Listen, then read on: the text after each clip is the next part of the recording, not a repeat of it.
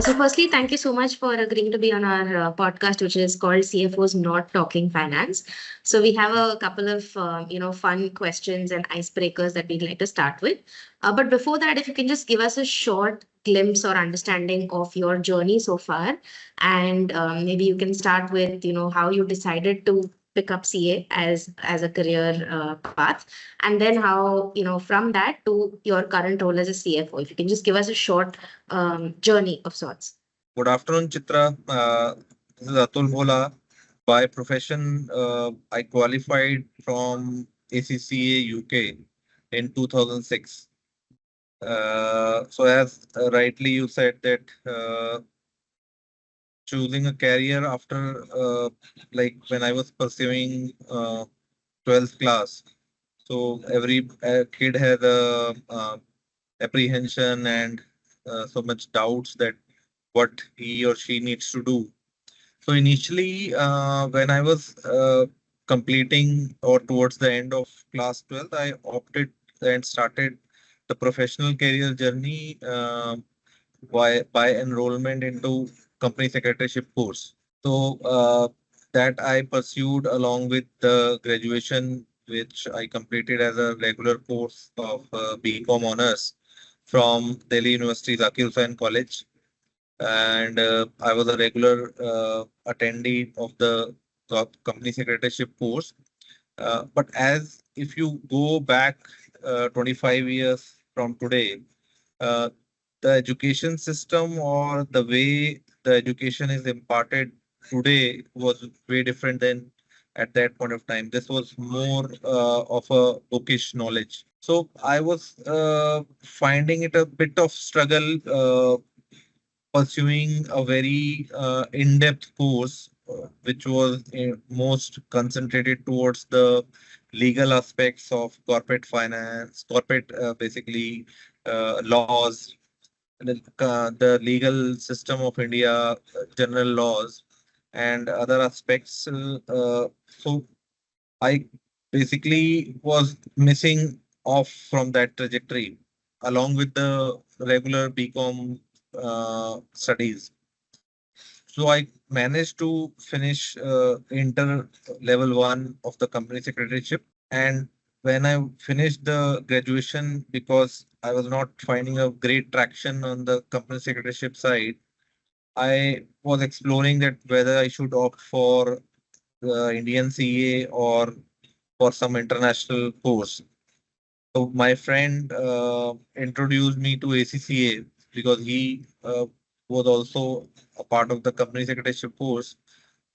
Though he managed to complete that, but then I opted for ACCA after evaluating that what are the kind of pros and cons in terms of the course curriculum and the benefit which it could help in leveraging the international exposure inside of the studies. So I opted after great difficulties like liaising with the ACC Institute. There were very limited set of you can say communication channel. Only one rep office was there in Gurgaon. I visited them in 2000 and it was difficult making payments at that point of time because you did not have any sorted out credit card systems or the payment mechanisms which are available today.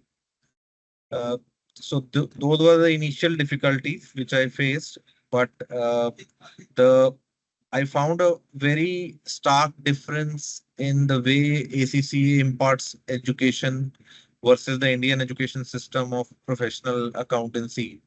Because the all the course curriculum of ACCA was built on a self-study pattern where you are set with a clear expectation that what is it that you are required to study, what is it that you are required to achieve. The initial page of the chapter gives you a full glimpse of what the subject is covering, which you would not still find in Indian education books. That was commendable, and I built a good traction on the course and could finish till the inter stage in around 7 papers I had to give out of 11 because of the exemptions available after graduation. So I cleared all these 7 exams in a span of 2 years. By 2002, I was through inter. Then suddenly, as I was also working parallelly to fund my education, and at that point of time, SAP was in big demand. So I diverted my focus towards that side, and it took basically derailed the whole traction on the ACCA. So for I tried there for around 1 year, could not find good opportunities. So at that point of time, I was working with Domino's Pizza as an paid assistant as the initial part of the career. Then in 2004, my senior suggested that you should focus on completing the remaining 3 exams.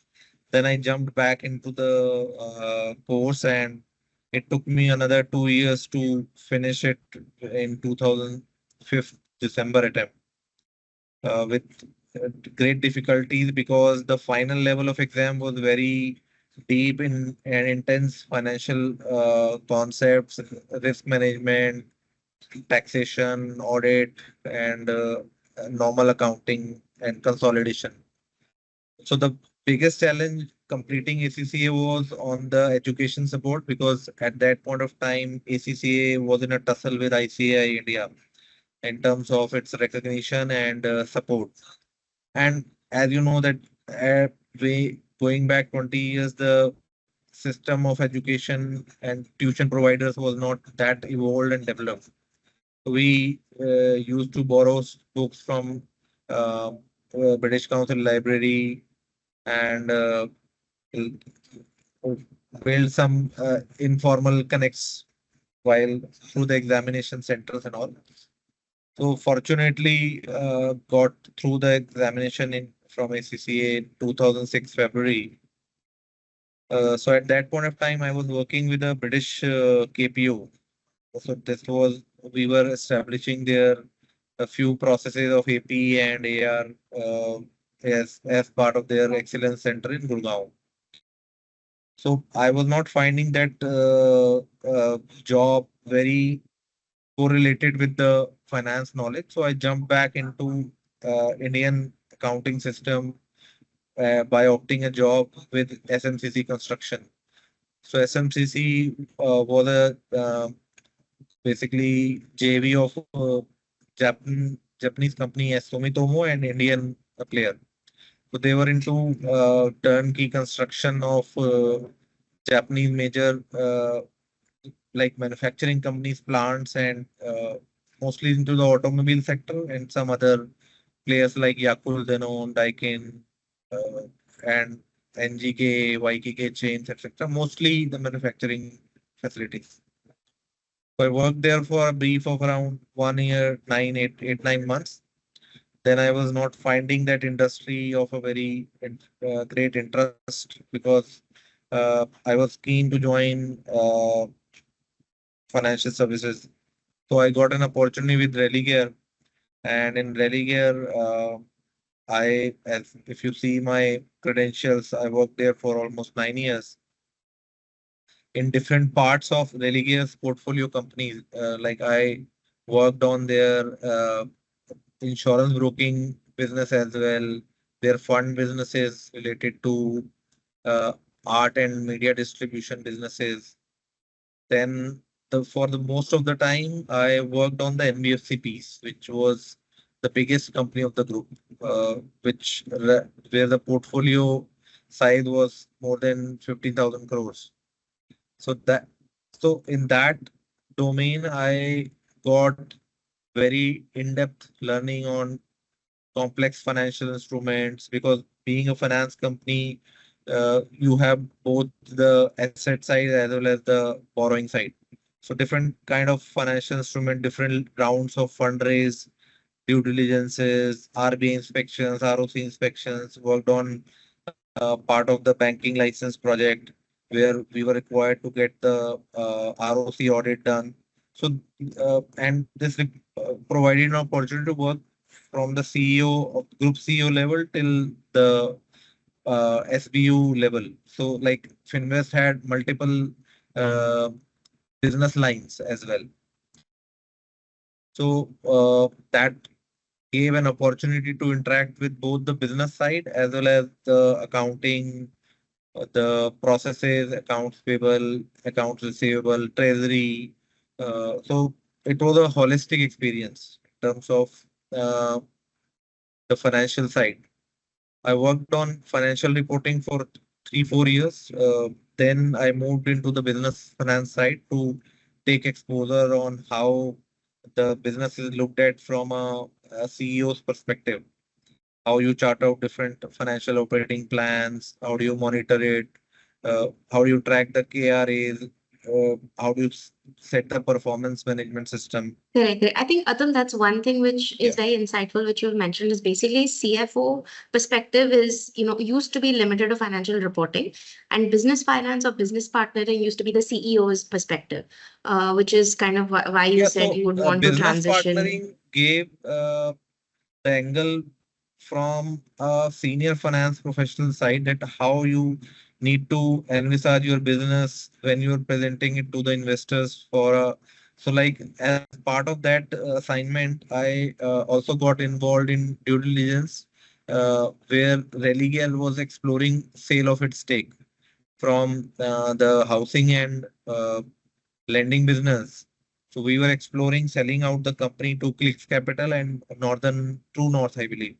So we ran into multiple set of you can say due diligences where this required me to build the financial plan for next 5 year projections to showcase that what is the potential of the company and uh, what kind of pricing the company should expect from the investors if it is growing at a particular pace and achieving a 3 to 5x kind of growth. So that was a very detailed perspective, which provided Mhm. an holistic understanding of the business from a planning perspective, as well as because reporting was already solid and done. So that helped looking at the finance from a futuristic perspective rather than a historical perspective. So that basically layered the divide between like plan versus the reporting. Yeah. Understood. Correct. Correct. And then how did Then you? post Yeah. Religare, I got an opportunity to work again with a microfinance entity as a financial controller. In Religare, I my exposure to fundraising and capital raise was limited in terms of the working with a FP&A, providing feeding the numbers to treasury or supporting them on like support function of getting the audits done, assignment of pools, etc. But in Religare, in Saija, I front ran the treasury function and got an opportunity to work with the lender community, got multiple networking connects. So that opened up the horizon in terms of capital raise, the debt raise, work with the promoters of the company in implementing different strategic initiatives related to the improvements in the business. So that was a thrilling and quite, you can say, both thrilling and grilling experience because once Right. you are sitting on the fundraise table, so you are constantly running on a treadmill that you Mm-hmm. are running after funds on a monthly Correct. basis Mm-hmm. to fill your purse and because lending Actually, business. Atul, at that time, what skill did you either learn or did you master that had nothing to do with numbers during that particular time? I believe that that was the networking part where you learn how to interact and present yourself apart from the number in spite of your numbers being weak. How do you approach the market, uh, and you remain to you need to remain calm and composed, that you are under pressure of the business, like the business is demanding 100 crore rupees, wherein you have a pipeline only of 50, 60 crores. So you need to basically disconnect yourself as a on a personal level to the business level, that because everything is not in your hand. It is only the effort which you can put and the conversions which you can achieve, because there would always be a gap between the expectation versus the reality. Because in Saija, we were also facing multiple challenges related to the market complexities for the NBFC sector as a whole, which you see is always there for smaller NBFCs. Even if today, like I am working on a part-time virtual CFO role with an NBFC, so they are into EV financing, and considering they have a very small book of less than 200 crores. So when you approach to the lenders, so lenders always have an apprehension that would the company be in a position to uh, deliver or maintain its continuity, would be in a position to grow, would be in a position to maintain its NPA, because a new NBFC business always is susceptible to leakages of funds, leakages of cash when you're setting up the processes. And there are other industry Right. dynamics as well around Mm. which you have to consider when you are opting for any particular role. So these things are the learnings from that role. Mm. Correct, So correct, correct. it's like you need to because and another thing is that adaptability of culture. I was coming from a very large corporate like Religare, which had all sort of amenities, being very employee friendly, versus to a single promoter driven company. So there the cultural difference is very huge. It's like you need to uh, Yeah. approach the promoter for everything. There are Mm-hmm. conflicts. There are like you don't have freedom of work.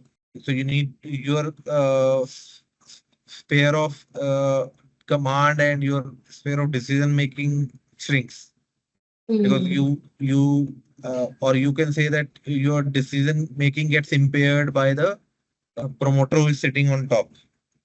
It Mm. is both for good and bad, because Yeah, decisions are faster, but then it's also a lot no, more. decisions get hampered as well, because there are apprehensions of the promoter, Correct. because he is weighing his own interest over the company's interest, because it's his own Mm-hmm. company, versus Right, a correct. public company like Religare would focus on the shareholders' interest, Mm. or they would be more risk takers as compared to a single promoter. Even if I am, Correct, correct. suppose I Mm. am taking decisions for my own versus I have to take decisions for my company are different. So that Absolutely. uh, that factors is there. Makes sense. It depends on the maturity of the promoter and his vision, and there are other lot of factors, like Mm-hmm. what kind of outlook he's keeping for the business. Is he keeping the business only for his exit plans or for his retirement plans, or he has a Mm. vision to make it as a financial institution for and running it for next 20 years? So Yeah, it all depends. So there fair are different enough. factors to it. Yeah. Mm-hmm. Atul, one word that you mentioned, outlook, right? In terms of the promoter's outlook, as well as I would like to get your perspective on this. What's a recent technology or trend? I mean, people are talking about AI, people are talking about ESG. What phenomenon are you excited or nervous about? Yeah, AI and technology, I believe, has been evolving.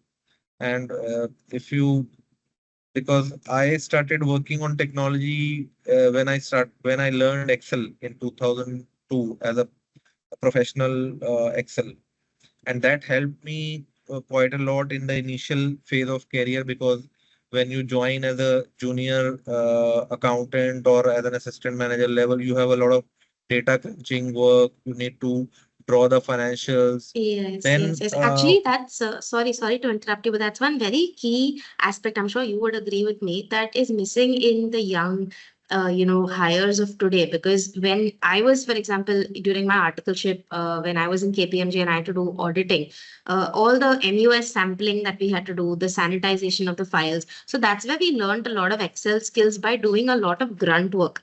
But today, when we hire, a freshly qualified chartered accountant or an accountant who has who is probably done an ACCA or who has done his graduation, they don't really come with the kind of skill set that you would expect that they should have learned in their articleship.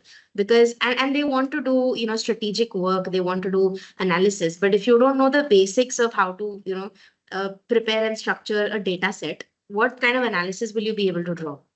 yeah, that is there because it depends on the background from where the particular person is coming. If he or she is coming from a lower strata of economic growth, so he would be keen to put in more efforts in learning and be he would be focused. But nowadays, I believe the level of distraction is very high in terms of the social media because everybody just want to get quick rich quicker because they think that just by being on social media doing some random reels and stuff like that they can uh, uh, improve their outreach. So that is happening because of the social media distraction, and it is not that that is not impacting us, it impacts us also because sometimes when we get entangled with reels, so it is difficult to get hands on it. So this requires a mental discipline and clarity of what you want to do in your life. So that is there. Then other thing is that the level of patience is also basically eroding both Hmm. in the senior because people want things very quicker. So Yeah. nobody wants to spend time that I would be spending time on teaching or training the new staff. Because if you Hmm. see earlier in companies like GE or all MNCs, if you see they have a concept of buddy or somebody who is joining had a runway of 2 to 3 or 6 months to understand their role and uh, the requirements which they had to perform. There was hand holding. So that Correct. probably is Is also getting missing. missed. Yeah. Yeah, fair enough. That makes sense. Okay, Atul, that's very insightful. And one thing you said about, what you would want to do in your life. So that's where we have a fun question. Actually, two questions. If you weren't a CFO today, what would your dream job be? That's the first question. And after you answer that, I'll ask you the second question. So And it I can't think have I have anything to do with numbers. It cannot yeah, have yeah. anything to do with numbers. I have not put a brain on it that if I would not have been a CFO. So the other interest which I have is always been a businessman or doing my own business. It could be of any nature. It could be of any industry, but I would want it to be a successful entrepreneur because Nice. the And what ultimate industry object. would it be? Like, would it be services? Would it be a particular product? Would it be what do you have in No, mind? that would have been industry agnostic because Okay. the main idea was to be successful in whatever field Hmm. you are in. It could Hmm. be a medical field, it could be a distribution, FMCG, retail. Because the one key learning which I have gained over the like career is that the most important thing is sustainability. Whatever you are doing Hmm. has to be sustainable. So and sustainable uh, is sustainability comes from a regular flow of cash flow. So Hmm. uh, businesses fail because of their cash flow issues. And Hmm. even in personal and professional life, you get a pressure because you are having a mismatch of your cash flows Yeah. on a regular basis, because that is Mm-hmm. the the pain area which you feel when you are starting your career. You are low on cash flows to finance your education. You are low on cash flow to put in the put money in your hobbies or pursue your interests. So once you are able to achieve a net positive on your cash flows, then you get freedom. So that is the ultimate objective, which even if I pursue a CFO or I become a CEO or maybe I become a doctor, so the ultimate objective is to achieve that freedom. So I believe that that doesn't make a difference that whatever field you pursue, but you need to achieve a good status there, which is Yes. sustainable and which is like where you can take it to the next level. Fair Because enough. sometimes Thank you, it Atul. happens that you get a peak even after achieving a Mm. CFO role. You sometimes find it that you have peaked up, or you get stuck in that particular company or the profile or the industry where you are finding it difficult to switch. So Correct, then correct. the other aspect is that you need to keep on learning, you need to keep adding to your skill set, because the speed of uh, your skill set getting eroded is getting faster. So Mm. as you asked that what is worrying is that the technology is evolving faster, and but the use case and applications are not that controlled, or you can say that evolved. Mm. Understood. And So now, like it happens like the technology, the span of technology or the application remains for a shorter period of time. Then you need to mm, adapt to the next level again. Then you need to yeah, keep on adapting. So correct, that correct, is correct. a situation of worry, Mm, that you need to improve your speed of learning, relearning, and unlearning. correct, correct. Yeah. Fair enough. And Atul, just now one silly question which you wanted to ask. We asked you about what your dream job would be if you were not currently a CFO. But what is one job that you would absolutely fail at? Uh, I don't think I have failed at, or you want to ask me that?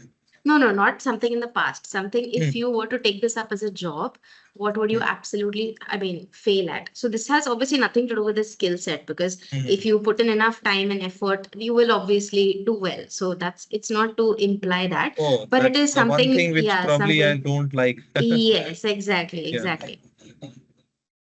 So I think that if anything which I'll pursue without an interest, it is bound to fail. As you mentioned that when you put right kind of energy, and once you have a clarity of point A to point B, so once you have that clarity, then your chances of achieving success is uh, not 100%, but maybe 80% or 90%. Then you manage and organize yourself accordingly and try to achieve that. So anything which is without a clarity, it is bound to be Or failure. interest. Yeah, I think yeah. like for me, Or I have a fear of heights, like so I would probably be a sales, terrible sales I am finding a skydiving. bit difficult, because I, Okay. being an accountant or a finance professional, uh, at as you know that after a certain period of time you start getting stagnated, then you Mm, need to start upskilling yourself, and then you come to know that what is missing in your efforts. Probably you are very good at number, but you are not able to tell your story correctly, or mm. you are not approaching the right client, you're not approaching the right market. Correct, So correct. that is what I believe that I have failed over the last 1 year.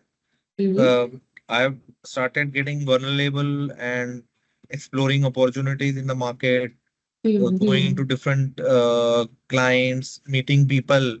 So Correct. gradually, I have come out of that phase that uh, you should be that I was not approaching anybody, but I am now approaching. I have up, upgraded my efforts to say 10%, but Hmm. I need to accelerate it to maybe 100% or 150% to achieve some 50% kind of turnaround of that expected result. Hmm. Correct. No, I So, get what you mean because and specifically coming from, the accounting background. So that's exactly, I could resonate with that because as a CA now I'm doing something which is a little more market facing than, which yeah, is purely to do with client delivery. So I get exactly what you're saying in terms of that because we were never taught networking as a subject. We were never yes, yes. taught how to connect with So you people. were So you that's were something never that we taught to tell the stories like out of the exactly finance. So you storytelling were is just something that you doing have to A pick to up. B, A plus B, A plus C. You were Yeah, doing consolidation. You were putting the numbers exactly. in perspective. Though I Yeah, was a part of the board meetings at the legal level, but what happens is the uh, once you are going as a accounting perspective, so you have a limited focus. That's why I've been shifting roles, and I was fortunate to shift roles between the career. Like my CFO fought for me, and for my migration, I had to spend 4 months for migrating from an accounting role to an FP&A role, and he faced resistance from the board, from the like group controller level also. That why are you shifting a very key resource who is hands-on the experience? But the point was that I requested him that I wanted to be on the business side, and that has given me leverage in understanding. Otherwise, I was would have been stuck in doing accounting only. financial reporting, Maybe I could correct. have shifted companies, but I would never have got an opportunity to understand how the business looks at business. Correct, correct. Especially if you've done financial reporting and compliance for that particular company, and then Yeah, you move on to the business partnering side yes, for the yes. very same company, you have a much better perspective. Makes sense. Thank you so much, Atul. Is there any other, anything else that you wanted to touch upon? Yeah, so apart from like routine career role, uh, considering my present assignment, this is again a very different industry. So Mm-hmm. presently, I am working with a US based private equity setup where we are Correct. curating international investment opportunities Right. for global ultra HNIs and HNI network. Mm-hmm.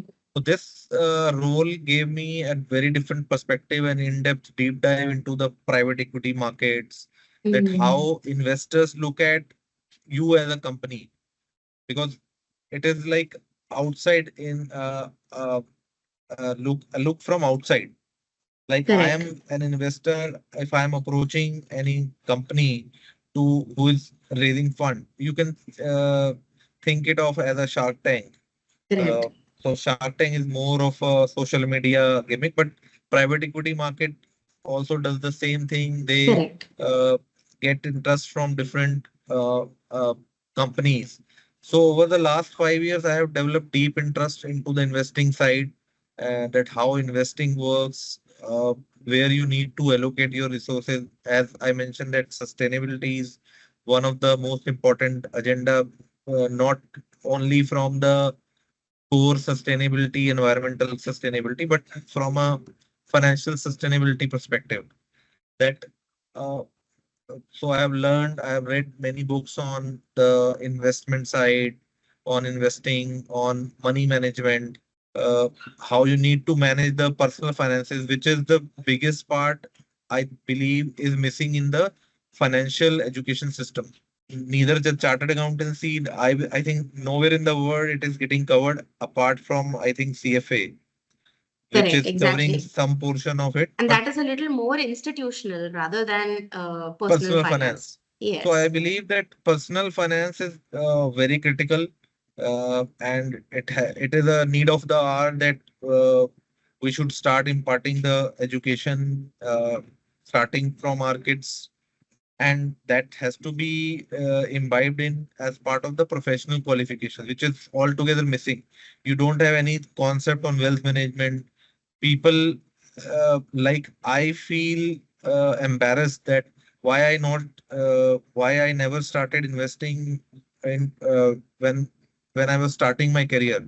if I would have started investing at that point of time, though I started investing regularly in 2006, but I never had the understanding of investing. Of the That and the power of compounding. yeah, When power you of realize it compounding. now, yes. Yeah, and how to understand the market matrices, because once you start looking at the markets and then you start looking at the business, and that is where you start understanding the business practically, which is altogether missing when you are teaching only the financial reporting side or GST or maybe consolidation, because that just teaches you how to add the numbers.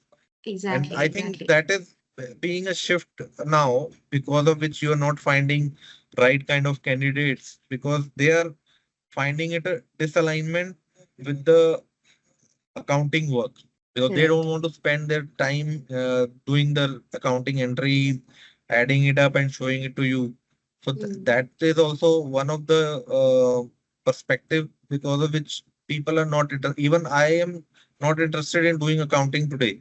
If you ask me, though it Yeah, is a part of natural ingredient in us, that yes, we have to apply controls. We have to, being a senior, we need to do the banking, accounting, closers.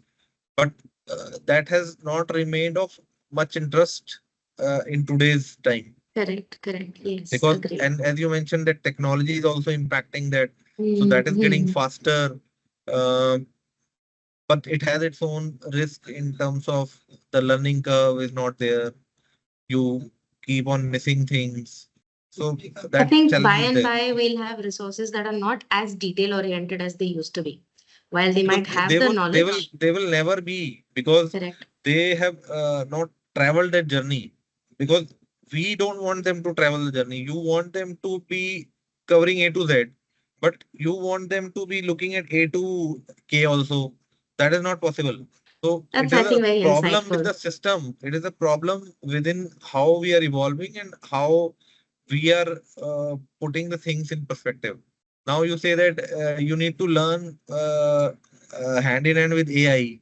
Once you put somebody, you start using Chat GPT, do you expect them to put their brain in rewriting the stuff which Chat GPT is giving? Because the kind of improvement you have already got is at around 90%. So out of 90%, they can add another 2, 3, 4% of their own snippets. So that is a challenge there. That's a good insight, Technology. Atul. I didn't think about it that way, where you're already optimizing something and then you've kept someone for reviewing that optimization. So, So that doesn't really so make that sense. becomes boring for that यार उसमें Mm. मुझे देखना क्या है? When it is Correct. already too perfect, it is like that you would try to remove the plagiarism out of it only. You will Mm-hmm. not try to rewrite it. But there is limited value add in that. Yeah, limited value. Correct. That's why I don't prefer using Chat GPT to a big extent, Correct, because that correct. impairs your creativity. But like And your thinking also, because you tend to yes, think in the same structure that was provided by yeah, ChatGPT rather than applying it your is own that it framework. is adding to your structured thinking. Like once you're asking the question, it is basically finishing it at that level. Earlier, Hmm. what used to happen is that we were asking the question and we were doing the writing also. So we were Correct. stuck in two layers. Like it Hmm. is starting point and end point. Now you have a clear starting point and you already reach the end point. Endpoint. Right. So Makes sense. you're reaching the end point faster. Correct. Yes, So, that was so very that's why insightful. the journey becomes journey becomes boring once you reach the journey. Like once you finish the journey faster, so the charm of that journey basically reduces. It is like you are Yeah, going to true. a travel for 10 hours versus you're going to travel within 2 hours. So like if you're going by plane, you have a Hmm. different experience. When Hmm. you are going by bullock cart, it is a Yeah. different experience. Once you're going by bus, it is a different experience. Like I traveled to Manali last week. Okay. So instead of opting a train, I opted for bus. So that bus has a different experience. Once you travel by flight, you just land to that destination, you miss the whole journey. That is happening basically. Right. What a nice way to end the podcast with that analogy of Manali travel. So that's wonderful. Thanks. Thank you so much for sharing your story, Atul. Have a Thanks. good Thanks day. for your Thank you time. so much for joining this. Thank you so much. Okay. Thanks.